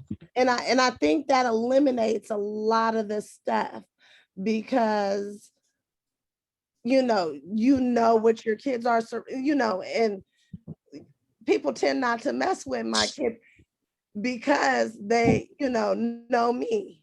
Like, and I was also I was sitting up there every party, everything. Like I'm buying the kids gifts for their birthdays in the classroom, like my kids, like, but yeah, I think you should be involved as much as possible, as much as you physically can. And okay, so outside of the school, toxicity So outside of the school. what I did for that was I kept my kids in so many extracurricular activities that they didn't have time for shit. Right. Like they were in drama camps, like they did all the Disney Broadway plays possible, the Broadway junior plays. They've done wrestling, they've done mixed martial arts, they've done basketball, they've done softball. Like I kept them busy. And that's good. And Smiley, what do you do with your kids in that situation? What, a bully situation? Yeah. I'm a little ratchet. I'm not going to talk to you no more. Tanya, what would you do in that situation? No, I'm all for the babies. I'm all for the babies. I'm like Lauren. I'm one of the biggest advocates over here in Kansas City, Kansas. I try to keep my daughter very active. Yeah. I want to know what's going on. Even with her cell phone. Now she got a little cell phone, and I hate this little cell phone. She's not on social media at all. Right. How old is she? She's 15. Yeah. She's 15. And what we end up doing was she ended up getting baptized at the church. So she reads scriptures. She has techniques in scriptures. So I try to keep her, grounded in the Lord, but also too self-sufficient. She has that what's that song by Mary J. Blige, Good Morning Gorgeous? So she has that thing on her mirror, good morning, gorgeous, good morning, I am, affirmations, you know, so I can keep people grounded in that so she can know who she is. Now, at the same time, she's no punk when it comes to fighting. Now, I have been in the Area can fight. I have been in an instance where, a young man had hit her. And so I'm one of these parents. Let's get the parents together. Let's come, let's kind of talk about it. Well, the parents didn't want to meet. So what I ended up doing was calling a district meeting. And I sat down in front of the school board and I said, this is what I'm going to tell you this one time. I looked over my daughter and I said, if he hit you again, you beat the fuck out of him. They tell me, wait, you can't say that. I told them, I said, I'm going to say one more time, you beat the fuck out of him. Because if they're not going to do anything about it, I want you to do something about it. And if you get expelled from school, don't worry about it. I got that. So, self-defense classes, because these kids are bad these days. I ain't gonna lie. Yeah. But you know what? Here's the thing. It's not the kids, it's the parents. That allow this type of behavior. Exactly. They think it's cute. Yeah. But that's why I stand on my kids not gonna disrespect you. You're not gonna disrespect them. Right. That's all I was gonna say. Kind of some of what she said. Yeah. Like, look, so right now, my 15-year-old, she's dealing with a situation, and unlike Tanya, though, like she's big with the social media, and I hate it. And I think social media is one of the worst things for kids. It's one of the worst things for kids. And to go back, there was a situation in, I want to say, 6th grade. She did something with the phone she wasn't supposed to do, so we took the phone. Like, we snatched that. We snatched all the technology, TV, radio, phone, everything. Right. And she didn't quite get the lesson, so she didn't get her stuff back almost all of 6th grade. But during that time frame, this is why I say, like, we living in a different time. During that time frame, we found out she had 3 different social media accounts. We got the phone. What the kids do, they get to school and they share each other's passwords. Yeah. So when she gets to school, like, let me see your phone real quick so I can post. But she was doing stuff like adding people in the family to these pages, and that's how we would find out about it. Right. But the addiction to social media had already took place. Right. As soon as she got the phone, she was already hooked, because before she got a phone, all her friends had phones. And they was all on Snapchat and Instagram. So she's already feeding off of that. Right. And so a lot of these kids, they picking up a lot of bad habits from, sorry to say, that the love and hip hop generation. Because a lot of the adults is doing this shit on social media, and these kids is following behind it. So you got these 30-somethings doing crazy shit on the internet. The 20-somethings follow behind them, and then the teens follow behind them. So what I'm trying to navigate is kids and social media in general, because at this point, I don't have an answer on how to keep them off of it. And taking the phone is not enough. Because if you don't allow it, they're going to find a way through their friends. And here's my thing. I got an 11-year-old, Ronell, and he has a TikTok, and I allowed him to do Instagram.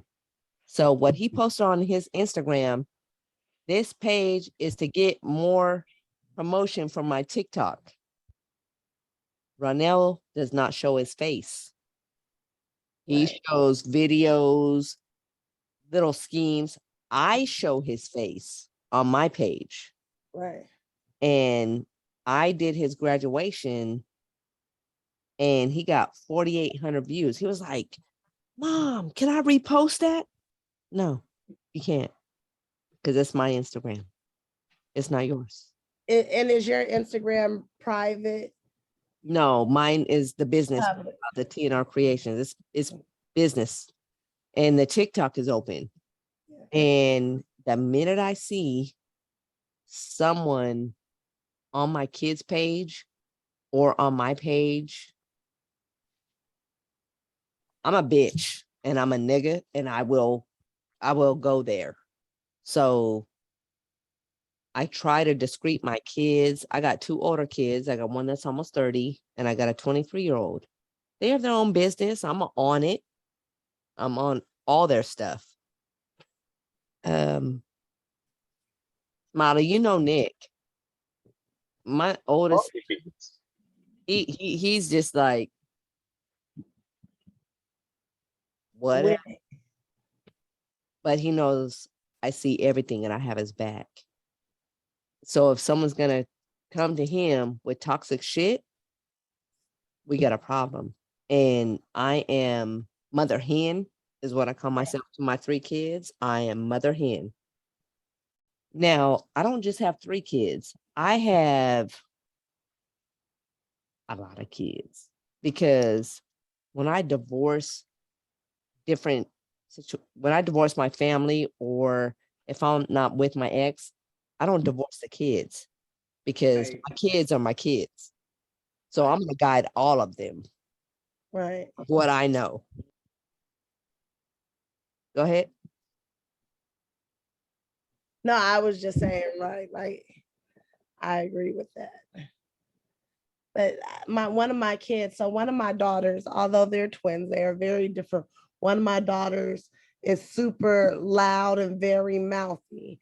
And in high school, there was another girl who they were all friends, but she ended up trying to get at my daughter. And her girlfriend played basketball with my other daughter. Now, my other daughter is very quiet, reserved. Like, her tone doesn't change. Like, Right. that's the one who I say is black and white. Like, there's no gray area. But she will get physical about her sister, even though they, bump heads a lot. So the one girl was all like, "I'll beat your ass," and because her girlfriend tried to get at her. And she's like, and I'm sitting up here like, I'm reading these messages. She like, "You a hoe," and I'm like, "Hold up, Right. little girl." Right. First of all, she trying to get at her to get under your skin. And how you taking that out on her? And that's us as mamas trying to kind of be like the mediator somewhat, like, calm down, because our families are cool.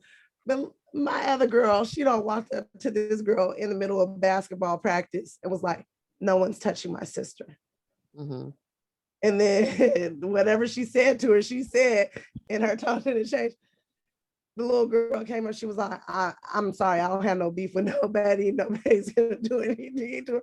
I was like, "I know, but like, you do realize what was going on." She was like, "I don't want no smoke with nobody."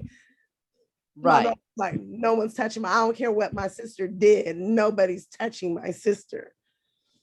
That's I was raised. I love that. So Yeah. I was raised a little bit different, like with bullying and all that shit is concerned. My brother found out that I was getting bullied. My sister told him, and he made me go outside right then and there to go fight these little niggas. Now, they was older than me and all, but I'm more scared of what my older sibling is gonna do to me, opposed to what these bullies got to offer me. He Like, got mad because I fought them boys. so He was pissed off because I fought them boys. Hold on, let him. So when I had to fight him, and I'm sitting there crying, winning the fight, beating him up, and I'm crying at the same time because I'm worried about, like, what is my brother gonna think? You know what I'm saying? Like, really, in hindsight, yeah, I won the fight, and they stopped fucking with me. It has to be that fed up point, or it has to sometimes come to a family member to push you a little bit. Right. It's just, like Lauren, she fought these little motherfuckers before I did. Yeah. And beat them up. You know what I'm saying? But I was still scared of them. I don't know why, just cause. But here's my thing, y'all. Y'all went through some toxic stuff and held each other down. But in today's world, Lauren, if you were that girl who saves your brother, they're gonna pull a gun out on you. So Then what? it's gonna be chitty chitty bang. No, ma'am. No, cuzzo. So in today's world, what do you teach these kids to do? Do you tell them, okay, if someone is hurting you or in toxicity of you and they're coming at you, do you tell a teacher? Do you tell your parents? What do you do? And this is our solution to the whole topic of tonight. I think that's why kids, should keep and parents should keep an open mind when it comes to their kids, because they are dealing with a totally different thing that we were dealing with. And you want to keep the conversation open so that they will come to you and that they're not afraid of, Right. how you may or may not react to certain situations. And that's my feeling of it. So keep an open mind. Allow kids to not fear talking to their parents, because their parents went through a whole different struggle that they don't even understand. So my thing is, in today's topic, is keep communication with your kids and be open to them. Know our knowledge from our past, but everything is going in a circle. Everything moves in a circle.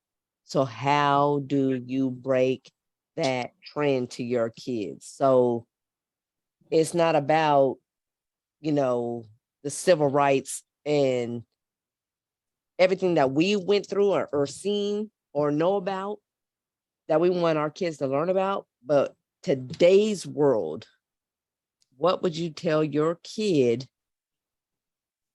to help them when it comes to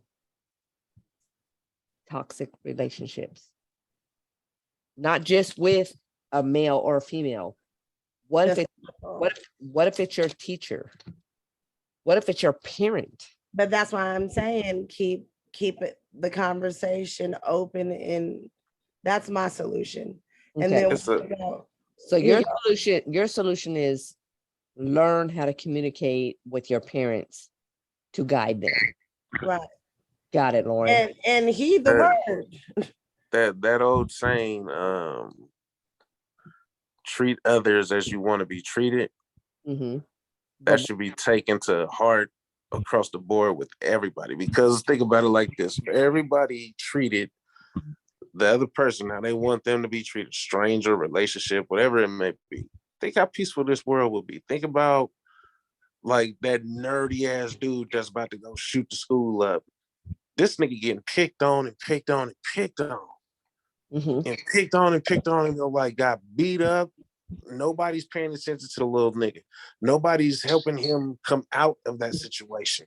Mm-hmm. That's what we need more of. We need more Compassion. the people that's willing to see and observe somebody else's pain opposed to just making fun of it. Period. Yeah, that's what I believe. Tanya? Mine is education's power.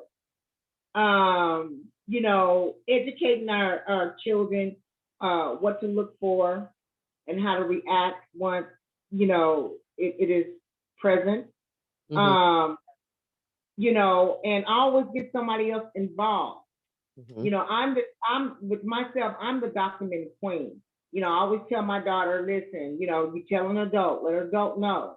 At the same time, come home and let me know, because I'm documenting just in case I need to call whoever I need to call and say on this such and such date, she spoke with such and such at this particular time, you know. So again, knowledge is powerful. Educating our children, about what to look for and how to implement a plan if it, comes to that. Mm-hmm. And just get involved and get other people, get other adults involved. Right. As well. Right. Thank you, girl. Thank you. Smiley, what's your truth on that?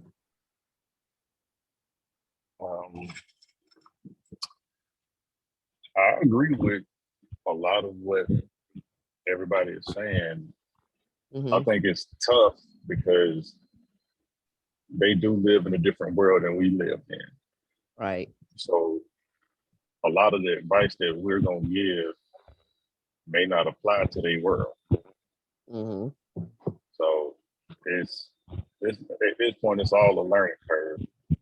Mm-hmm. Some of the advice we're gonna give is timeless.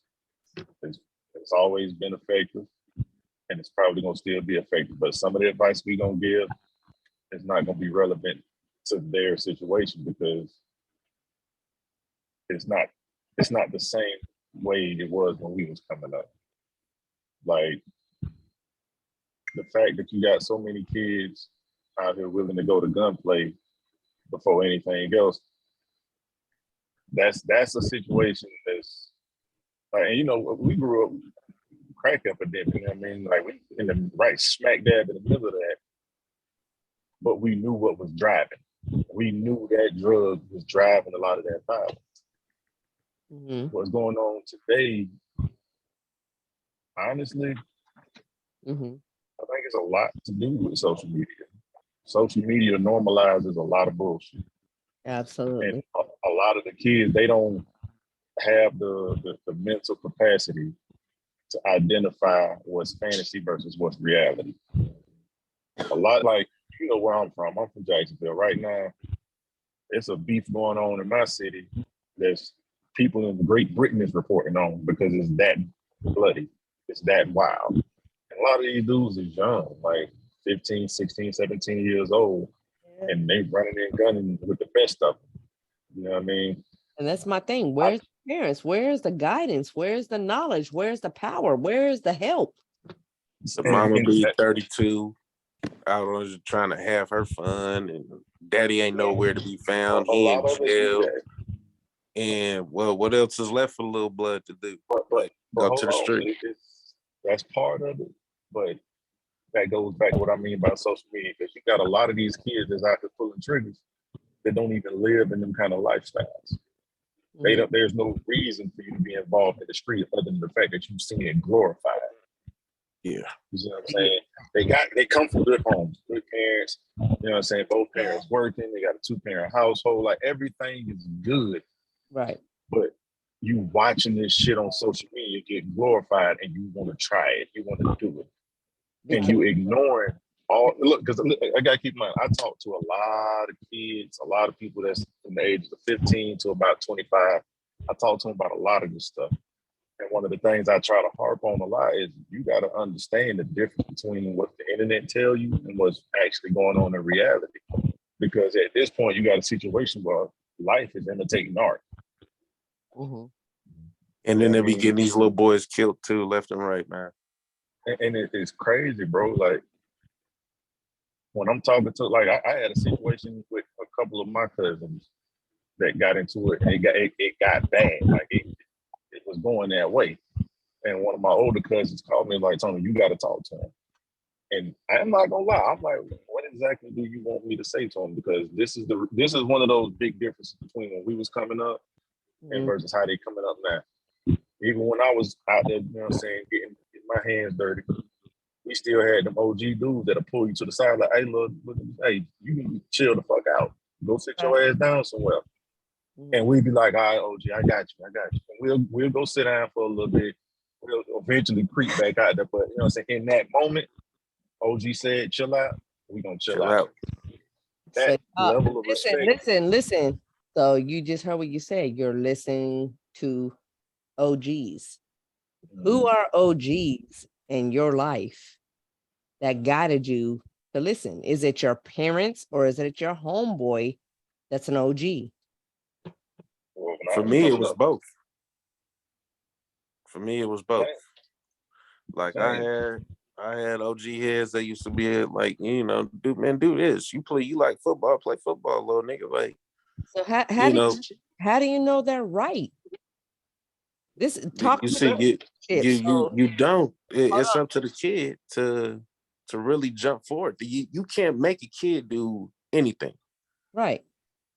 Mm-hmm. You can talk to them and hopefully they'll listen.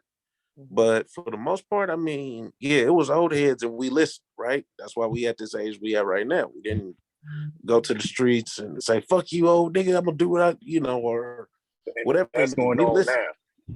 Mhm. but because we cared about our life, video games, social media, internet, Mhm. it controls these kids. Those entities are their real parents. Right. Like the parents ain't the parents no more. The parents are still out being young, doing what they want to do. You might see a son and a dad in the same goddamn club with each other, or the mama and the daughter in the same. Yeah. I went to the strip club, nigga, with a Hold on. son and a mama. Hold on, That Jason. shit was. I'm serious. Let me ask you a question. If you had a baby today who was 8 years old and they said, Daddy, this boy's picking on me. I'm just trying to play basketball, but I'm too little. How would Size you? don't matter. Okay. So would you tell your son size don't matter? Or would you say, who's picking on you? A little bit of both. At the That- end of the day, I'm not gonna fight no kid, but I'm gonna teach my son how to handle himself. Yes, you will fight a kid. yes, he will fight a kid. You So, Look, will. so this is the all look. Hold on. I'm a We mute. talking grown people logic. Yeah, like I mean, I might hit a kid in the throat or something like you. Look, I just muted Jason because he will hit a kid. You will. And that's just how he is. Yes. So I'm trying to speak, and that's his truth. That is his truth, because that's just how he is. So in a world today, if you guys, everybody has kids, and we've been through trauma in every aspect, from COVID-19, from tragic relationships, from teenage to childhood. And us as grown-ups, I'm 50 years old. So us as grown-ups, what can we teach our kids from a toxic relationship? What can you tell them? I still stand on everybody should have a conversation. And when I say everybody, like if that means the administrators at school and the other parents involved, because I just sat in with a meeting with this little girl at the high school lying on my niece who's older than my niece, and they're talking about she's gonna jump me. She looked at me. She did this, and then my niece is getting in trouble, getting pulled out of class every other day. So my niece finally got tired of it and addressed her in the bathroom and was like, "Why do you keep lying?" So now the little girl, well, she's 18, is being bullied. I'm like, so let's have a conversation with all of us, her parents, myself. So your thing Administration. was communication with the parents and with her, and to find out what was happening. But then in this meeting, I found out that I wanted to punch the mama in the throat. And I'm gonna tell you, Cause really? Hold on. Hey, that's real. this is my truth, because Because the thing is, I know what's going on, up there. And this mom is just being so loud, belligerent, hella ratchet, and was like, my daughter gonna do what the fuck I tell her to do, and she ain't doing. I'm like, your daughter is literally a grown woman in age, messing with some 15-year-olds. The little girl at the school is 18. how old is the daughter? The daughter is 18, and my niece at the time, 15 years old. Mm. But the girl was in my girl's age. So, and then all that happened because, long story, in middle school, my daughter checked her for throwing yogurt at one of her guy friends. And so she took it amongst herself, found out that was my girl's cousin, then started saying all these things to her. Right. But then, Just toxic. but So yeah, my question to each one of you is, with kids today, whether it's your own or somebody else's kid, solution. What would you tell them to do if they were bullied or if they were in a toxic relationship with a mate? so I told her to stay away from this little girl by all means, but the little girl kept addressing her. And then we ended up having the meeting, and then I saw how the mom was. So at the end, I said, you know what? Sometimes you got to do what you got to do. You did everything you were supposed to do. You went to the office, you told the administration. We've had meetings with the girl and the mama. If it keeps happening, to be honest, I'm gonna let my niece loose on your ass, because the thing is, I exposed a lot of truths, and the mom heard a lot of these truths and was still choosing to act. So, okay. Okay, so I'm gonna let loose on your ass. your repercussions is you don't listen, I'ma set her off. Handle it. Tanya, what was If you put your hands on my niece, then I'm gonna press charges because you are okay? 18 years old. Tanya, what Mine would you is, say? mine is, I keep a line of, open line of communication. Mm-hmm. Communication, documentation. Mm-hmm. You know, I like to pencil with people. I don't do any talking anymore. Pencil whooping. That's all my stuff comes in a letter. Right. You know, and I CC everybody and their mama in there. You know, so the lines of communication. But I am that parent that sits down, want to sit down and meet with other parents. However, that's not always the case. You know, just people have different mentalities. Right. But you want to keep the line of communication with your baby open. You have that relation, not being a friend, but have that relationship with them. Right. Yeah. Good call. Smiley, what would you do in that situation? If your child came to you with a toxic relationship or being bullied, how would you handle that?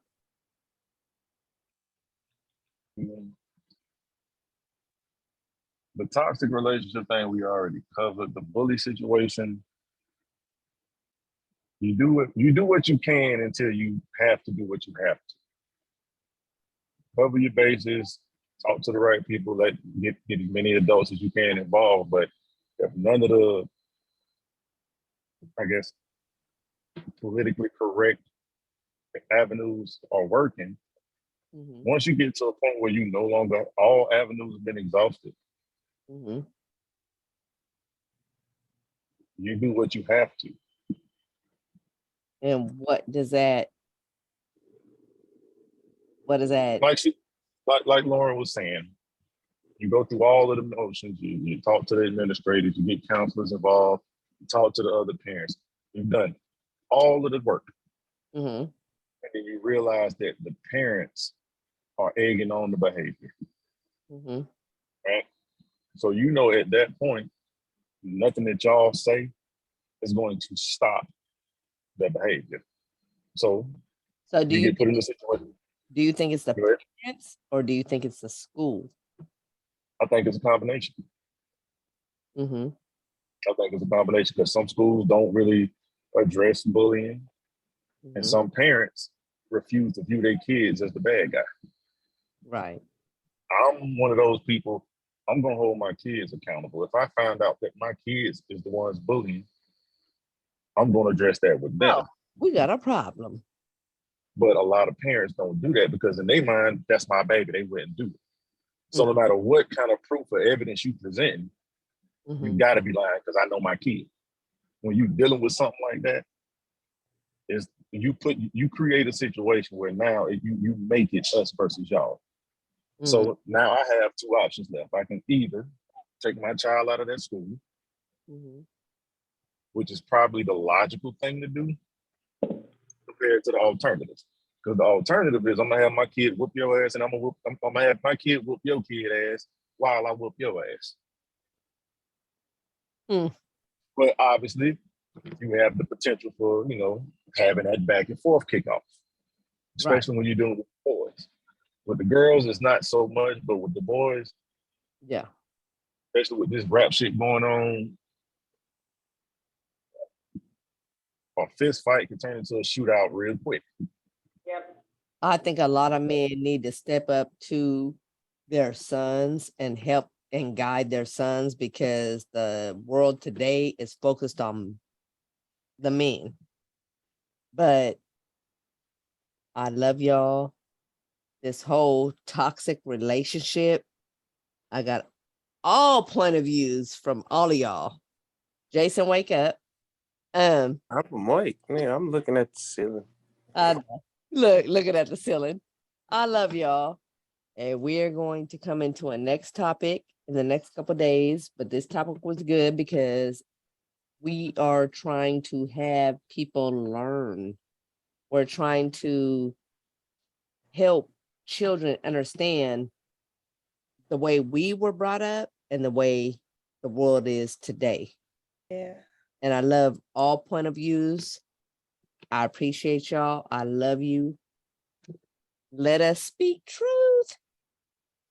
Until next time, fam. I love y'all. And we gonna continue this. Good night. Peace.